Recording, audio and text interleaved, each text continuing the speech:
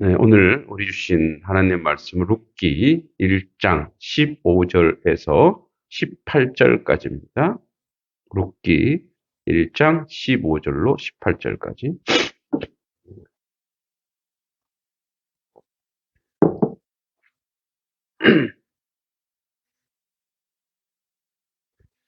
함께 읽겠습니다. 나오미가 또 이르되 보라, 내 동서는 그의 백성과 그의 신들에게로 돌아가느니 너도 너의 동서를 따라 돌아가라 하니, 룻이 이르되 내게 어머니를 떠나며 어머니를 따르지 말고 돌아가라 강권하지 마옵소서.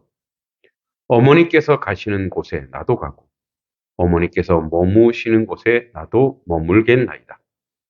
어머니의 백성이 나의 백성이 되고 어머니의 하나님이 나의 하나님이 되시리니, 어머니께서 죽으시는 곳에서 나도 죽어 거기 묻힐 것이라. 만일 내가 죽는 일 외에 어머니를 떠나면 여호와께서 내게 벌을 내리시고 더 내리시기를 원하나이다 하는지라.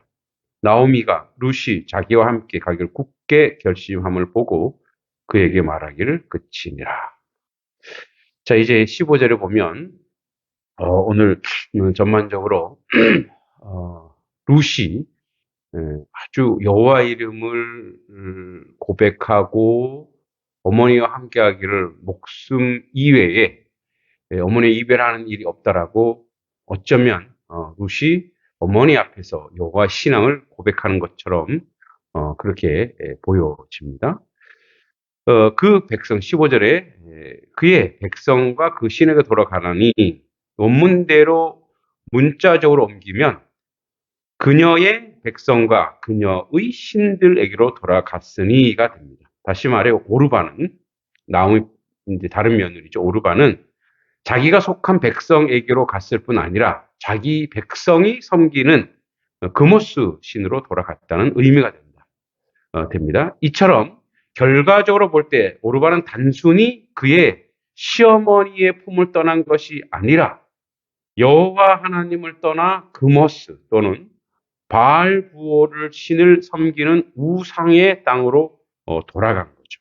따라서 본절에서 나오미가 룻에게 이 말을 한 것은 13절에서 마찬가지로 단순히 시어머니에 대한 애정을 초월하여 여호와를 향한 룻의 신앙을 시험해 본 것으로 좀 이해가 됩니다.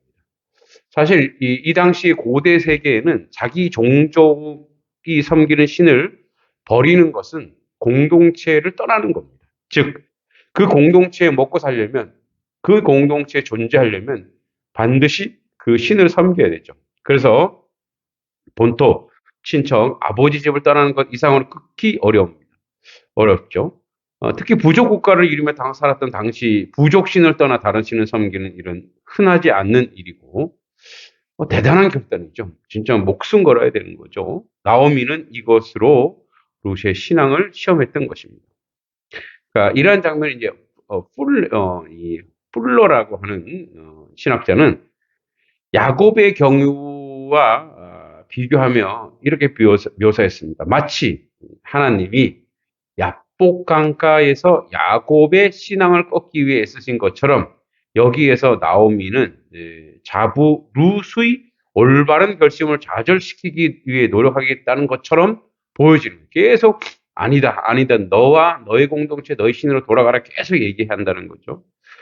너의 동서를 따라 돌아가라. 이 말을 풀었으면 곧 너도 동서가 결단을 내린 것처럼 결단을 내려 너의 백성과 너의 신에게로 돌아가라. 이런 의미입니다. 그러니까 그렇기 때문에 앞서 언급했던 나오미의 이 말 속에는 다분히 여호와를 향한 룻의 신앙을 시험코자 한 의도가 엿보입니다. 그렇다고 우리는 여기서 나오미가 오르바의 행동을 은근히 비난한다고 볼 수는 없죠. 그게 보편적인 거예요. 원래 내가 이방에 왔고, 사실은 이 모압에서는 나오미가 이방인이죠. 그러니까 원래대로 돌아가자.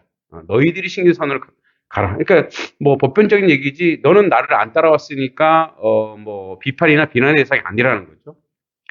그러니까 일반적인 도덕 수준을 볼 때 오르바도 나름대로 나오미에게 최선을 다했다고 볼 수 있죠. 그러나 신앙은 여기서 우리가 조금 주는 메시지는 신앙은 일반적 보편적 수준을 뛰어넘죠. 그게 신앙인 거죠. 자, 그래서 루스의 각오와 신앙이 더 뛰어나고 위대한 상대적인 평가가 될 수는 있죠. 따라서 나오미가 룻에게 내 동서 오르바죠. 그 백성과 그 신에게 돌아가나니 라고 말한 것은 다만 그 결과만 언급했을 뿐입니다. 여하튼 오르바는 떠났습니다. 룻은 남았다는 것이. 이것이 마치 이스마엘은 떠나고 이삭은 남은 것처럼, 그리고 에서는 떠나고 야곱은 남은 것처럼 하나님의 심오한 구속사적 경륜에 하나님의 선택과 또 그 선택된, 즉 그렇게 남은 자들로 하여금 하나님의 구속사가 이렇게 이루어진다는 거죠. 여러분들은 남은 자입니까? 아니면 무서운 말이죠. 돌아간 자, 버려진 자, 유기된 자입니다. 감히 우리는 주님 앞에 남은 자, 선택받은 자로 사용되고 있는 줄 믿습니다. 16절에 룻이 이르되 내게 어머니를 떠나며 어머니를 따르지 말고 돌아가라 강권하지 마옵소서. 어머니께서 가시는 곳에 나도 가고 어머니께서 머무시는 곳에 나도 머물겠나이다. 어머니 백성이 나의 백성이 되고 어머니 하나님이 나의 하나님이 되시리니. 자, 그러니까 어머니의 백성이 나의 백성이 되고 어머니 하나님이 나의 하나님이 되시리니, 이러한 룻의 고백은 진실로 여호와만이 참 하나님이 되신다는 올바른 신앙의 근거에 있습니다. 자기 고향으로 돌아가면 화려하진 않겠죠. 그러나 재혼해서 남은 여생 동안 편안한 안식처를 얻을 수 있음에도 불구하고 그 공동체에 있으니까 자기의 부모 친척 그리고 신을 떠나 자기 신을 떠나 아무 희망 없는 가본 적도 없죠. 시어머니에게 들었던 그런 동네겠죠. 시어머니를 따라가겠다는 룻의 결심은 단순히 효성이나 애정을 초월해 완전한 자기 희생을 감수한 위대한 신앙 고백에서 비롯된다는 것이죠. 우리가 여기서 간과할 수 없는 또 하나의 사실은 나오미가 이방 우상의 나라에서도 그 신앙의 빛을 잃지 않았다는 것을 룻을 통해, 그러니까 룻이 열매가 되죠. 룻을 통해 알 수 있죠. 어쩌면 이 본문은 나오미가 남편을 따라왔지만, 그리고 자식도 잃었지만, 어떻게 보면 영적 하나님의 징계가 있었지만 그 안에서 그래도 하나님에 대한 신앙, 여호와의 신앙을 잃지 않고 며느리들에게, 특히 룻에게 이것을 전수했을 가능성이 굉장히 크죠. 그 자신의 여호와 신앙을 물려주고 어려운 상황 가운데서도 신앙적으로 며느리들을 교훈시켰다는 점입니다. 왜냐하면 전하거나 가르친 자가 없었다면 이처럼 룻이 훌륭한 믿음의 고백을 했을 리가 만무하기 때문입니다. 17절에 어머니께서 죽으시는 곳에서 나도 죽어 거기 묻힐 것이라. 만일 내가 죽는 일 외에 어머니를 떠나면 여호와께서 내게 벌을 내리시고 더 내리시기를 원하나이다 하는지라. 자, 여기 만일 떠나면 여호와께서 내게 벌을 내리시고, 자, 룻의 신앙의 고백의 절정이 여기 나옵니다. 즉 룻은 자신의 확고한 신앙을 보여주기 위해서 동원된 이름이 있습니다. 그게 여호와입니다. 우리는 늘 하나님, 여호와 하나님, 야훼 하나님 이렇게 늘 말하기 때문에 이게 아무런 감흥이 없고 감각이 없는데, 여기 여호와라는 이름은 맹세할 때 하는 말입니다. 언약의 하나님이거든요. 사무엘상, 열왕기상 이렇게 나오죠. 본래 서약에는 일반적으로 어떤 표적이나 의식이 동반되지만 여기에서 말하는 사람, 자신이 그 서약을 범할 경우 스스로 벌을 받겠다는 엄숙한 형식으로 표현됩니다. 그러니까 하나님을 동원해서 자기의 결단을 말하는 거죠. 자, 룻이 맹세할 때 여기 여호와라는 하나님의 명칭은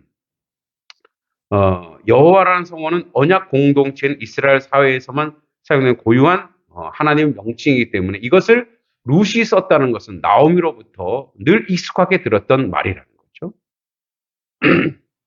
그런데 이방인이었던 룻이 여기서 이 명칭을 사용했다는 것은 두 가지 의미를 지닙니다. 첫째, 룻은 나오미의 신앙을 따라 자기 나라 모압 신을 떠나 여호와 하나님에 대한 신앙을 확실히 지니고 있었고, 또 룻은 자신이 이방인임에도 불구하고 여호와의 성호로 맹세함으로써 이미 언약의 백성에 속해 있음을 고백합니다.